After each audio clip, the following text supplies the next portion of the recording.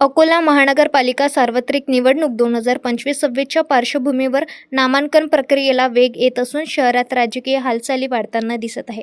निवडणूक प्रक्रियेच्या प्रारंभाच्या टप्प्यातच नगर निगम क्षेत्रात निवडणूक वातावरण तयार होऊ लागले आहे. सोमवारपर्यंत शहरातील 6 निवडणूक निर्णय अधिकारी कार्यालयामार्फत एकूण 255 संभाव्य उमेदवारांना 465 नामांकन अर्ज सशुल्क स्वरूपात वितरण्यात आले आहे.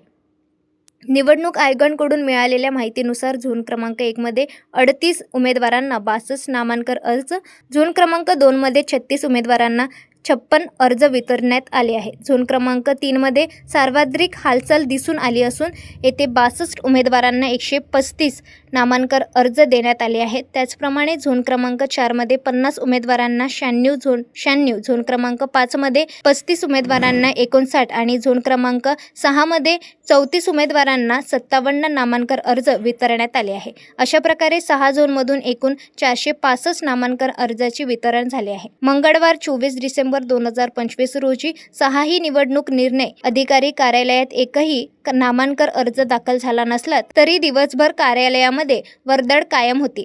संभाव्य उमेदवार आपले कागदपत्रे तयार करताना आवश्यक प्रमाणपत्राची पडताळणी करताना दिसून आले. महानगरपालिका क्षेत्रात दुसऱ्या दिवशीही संभाव्य उमेदवार व त्यांच्या समर्थकांची मोठी गर्दी पाहायला मिळाली. विविध ठिकाणी रणनीती बैठका, संघटनात्मक चर्चा आणि निवडणूक तयारीबाबत मंथन सुरू होते. त्यामुळे अकोल्यातील निवडणूक वातावरण हळूहळू पूर्णपणे सक्रिय होत असल्याचे स्पष्ट होत आहे.